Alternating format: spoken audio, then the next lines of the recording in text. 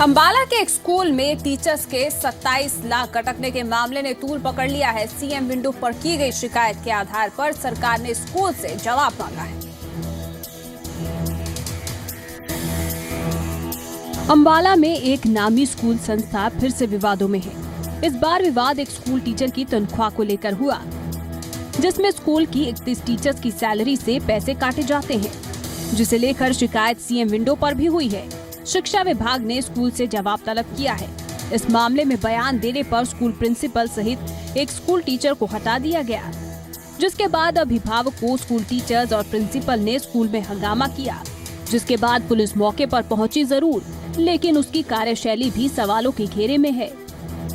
कुछ BEd teachers का मामला है, कुछ चहेते टीचर ऐसे हैं जो इरेगुलर ऐसे ही भर्ती किए हुए हैं। उसका काफ़ी चीज़ें, उसमें एक गुल्लक फंड भी है।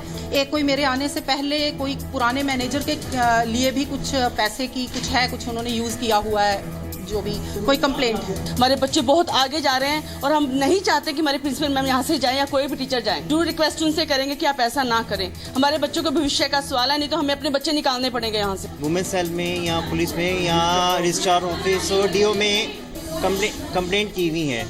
तो ऐसा है, वो अब जब गवर्नमेंट डिपार्टमेंट इंक्वायरी करे तो उसमें कोई कमेंट्स नहीं आता। गवर्नमेंट से जो हमें आएगा वहीं अपना जवाब देंगे। उधर अंबाला कैंट के एसडी कन्या महाविद्यालय प्रबंधन और टीचर्स के बीच भी ठन गई है। एक साल पहले प्रिंसिपल को निकाले जाने का विवाद थमा नहीं था कि प्रबंधन ने फिर से 5 टीचर्स निकाल दिए, जिसे लेकर टीचर्स ने कैबिनेट मंत्री अनिल विज से शिकायत की। शिकायत के बावजूद मामला सुलझता नहीं दिख रहा। जांच के आदेश दिए थे, लेकिन पता लगा कि उन्होंने जांच नहीं की है, इसलिए मैं उनकी सस्पेंशन को रिकमेंड कर रहा हूँ शिक्षा मंत्री को। और इन टीचर्स ने बताया कि इनको धक्के मारे गए हैं और ज़बरदस्ती गेट से बाहर निकाला गया। तो इनसे मैंने बोला कि अपनी रपट थाने में लिखा दें और पूरी कार्रवाई की जाए। सवाल सिर्फ इतना सा है कि अगर स्कूल प्रबंधन और टीचर्स आपस में उलझते रहेंगे तो बच्चों के भविष्य का क्या होगा। अंबाला से अमन कपूर के साथ news desk report, C media. Faridabad को स्मार्ट सिटी बनाने के लिए नगर निगम ने कमर कस ली है। निजी संस्थाओं और क्लबों को भी शहर को साफ रखने की जिम्मेदारी सौंपी जा रही है। फरीदाबाद नगर निगम ने शहर को स्मार्ट सिटी बनाने की कवायद तेज कर दी है। स्मार्ट सिटी में वो सब कुछ होगा जो आप चाहते हैं। इसके लिए प्रशासन ने प्रयास तेज कर दिए हैं। शुरुआत शहर की साफ सफाई से हो रही है, जिसके लिए शहर के नगर निगम आयुक्त ने सामाजिक संस्थाओं को साथ लेना शुरू कर दिया है। इस कड़ी में नगर निगम आयुक्त सोनल गोयल ने लायंस क्लब के सदस्यों से बातचीत की और ओल्ड फरीदाबाद एरिया की सफाई की जिम्मेदारी सौंपी। सामाजिक संस्थाएं भी मानती हैं कि शहर को साफ रखने की जिम्मेदारी हर नागरिक की है। ऐसे में प्रशासन को आम लोगों का सहयोग मिलना चाहिए, तभी स्मार्ट सिटी का सपना साकार हो सकता है। हम ये चाहते हैं कि ये स्मार्ट सिटी में हमारा लायंस क्लब इंटरनेशनल और हमारे लायंस क्लब के मेंबर्स और लायंस क्लब जो डिफरेंट लायंस क्लब हैं वो आगे आकर इसमें भागीदारी निभाएं और हमें स्मार्ट सिटी का बहुत जल्दी से जल्दी शहर ये बने। तो जितने भी एनजीओ हैं और सामाजिक संस्थाएं हैं वो आगे बढ़ें। अगर वो ये चाहेंगे कि सिर्फ एमसीएफ और गवर्नमेंट या हुड्डा ही इस काम को करेगा तो हमारा फरीदाबाद स्मार्ट सिटी में आ नहीं पाएगा। प्रशासन के साथ साथ यदि सामाजिक संस्था भी सहयोग करें तो सही मायनों में वक्त से पहले लक्ष्य को हासिल किया जा सकता है। फरीदाबाद से विनोद मित्तल, जी मीडिया। गुरुग्राम में हेड कांस्टेबल को बंधक बनाकर मारपीट करने का मामला सामने आया। पुलिस ने इस मामले में 4 आरोपियों को गिरफ्तार कर लिया है। हवलदार को बंधक बनाए जाने के पीछे पुरानी रंजिश को वजह बताया गया है। मारपीट का शिकार ये शख्स हरियाणा पुलिस का हवलदार है, जिसे पहले तो जबरन बंधक बनाया गया और फिर उसकी पिटाई कर दी गई। हवलदार आनंद को पेट्रोल पंप मालिक के यहाँ बंधक बनाकर रखा गया था। हवलदार की मां की शिकायत के बाद पुलिस हरकत में आई और पीड़ित को बदमाशों के चंगुल से छुड़ा लिया। बताया जा रहा है कि पीड़ित आनंद ने किसी शख्स से गाड़ी ली थी, जिसके लेन देन को लेकर विवाद चल रहा था। पुलिस ने इस मामले में 4 लोगों को पकड़कर केस दर्ज किया है। आई सर का वो है पेट्रोल पंप जो चांदना का है, बिट्टू चांदना का, जो गुड़गांव है वहाँ मुझे ले गए और वहाँ उन्होंने मुझे खूब बढ़िया तरह से लात घूसों से और डंडों से मारा है। कोई गाड़ी का आपस में पैसे का लेन देन था, दोनों के काफ़ी मामले से इस बार में पुरानी रंजिश चली आ रही थी। इस मामले में वो अपने छुट्टी आया था घर, तो इन्होंने उसको पैसे के लेन देन में बंधक बनाकर मारा पीटा है। अगर गुरुग्राम पुलिस के अपने ही कर्मचारी सुरक्षित नहीं है तो आम जनता की सुध कौन लेगा? गुरुग्राम से आलोक उपाध्याय, जी मीडिया। देश की राजधानी दिल्ली एक बार फिर से कूड़े के ढेर की वजह से बीमारी फैलने का खतरा मंडराने लगा है।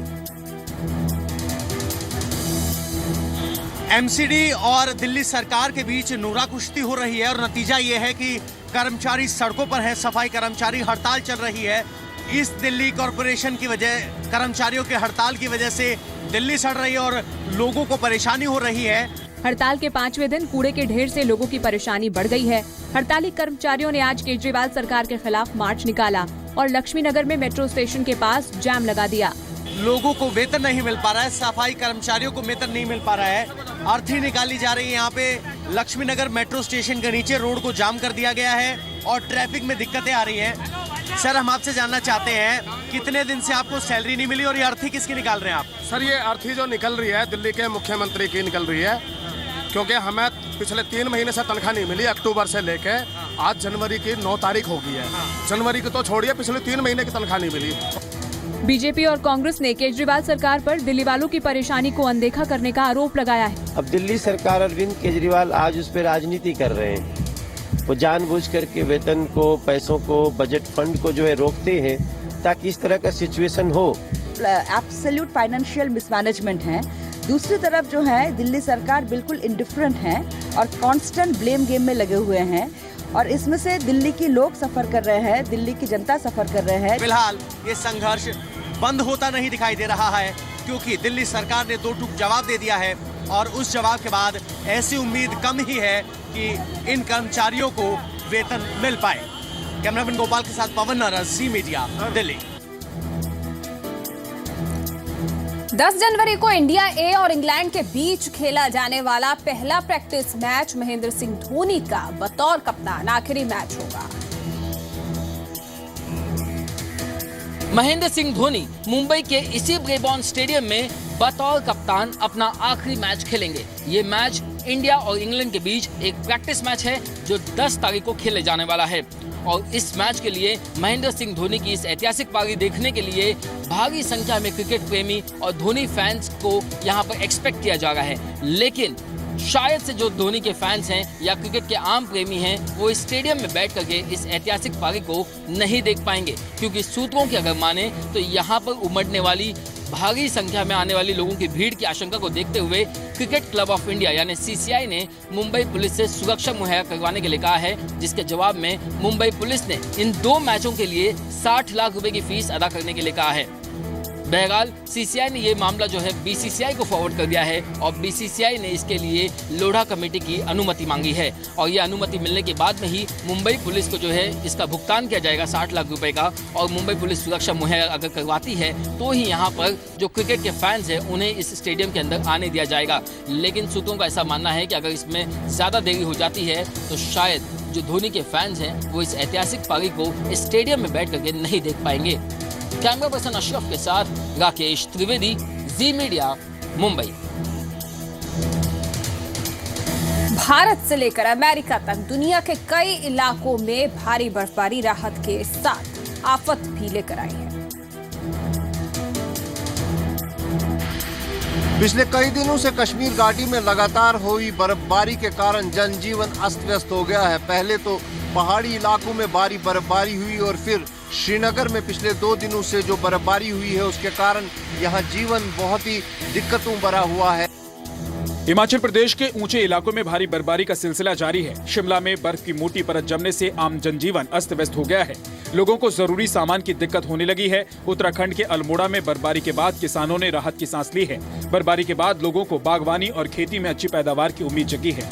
भारत ही नहीं, अमेरिका, रोमानिया और ग्रीस में लोग बर्फबारी की वजह से परेशानी का सामना कर रहे हैं। अमेरिका की कैलिफोर्निया में बर्फबारी के साथ ही बर्फीले तूफान की वजह से कई इलाकों में बाढ़ जैसे हालात बन गए हैं। ग्रीस के भीतर भी ट्रैफिक की रफ्तार पर रोक लग गया है।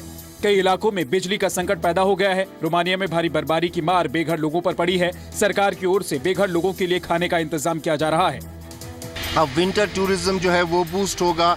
गुलमर्ग और पहलगाम में जो विंटर स्पोर्ट्स हैं, विंटर फेस्टिवल्स हैं, वो आयोजित किए जाएंगे, क्योंकि समर में हमने देखा यहाँ जो टूरिज्म है वो ज़ीरो रहा, और अब इस बर्फबारी के कारण जो है लगता है कि जो टूरिज्म है यहाँ का वो बूस्ट होगा। यहाँ आए पर्यटक जो हैं वो निसंदेह ही बहुत खुश हैं। लेकिन फ़िलहाल अगर इस वक्त की बात करें तो आम लोगों को इस बर्फबारी से बहुत ही दिक्कतों का सामना करना पड़ रहा है। कैमरा पर्सन फैरोज अहमद के साथ खालिद हुसैन, जी मीडिया, श्रीनगर। वहीं हिमाचल में भी भारी बर्फबारी हो रही है, जिसके चलते लोगों की मुश्किलें बढ़ गई। जब से ये बर्फबारी हुई है तकरीबन 3 दिन पहले से, तब से शिमला में बिजली गुल होने के चलते यहाँ पे पानी की जो अभाव है वो देखा जा सकता है। यहाँ पे पानी पीने के लिए भी उपलब्ध नहीं हो रहा है। बर्फ की चादर ओढ़े शिमला की खूबसूरती तो आप देख ही चुके हैं।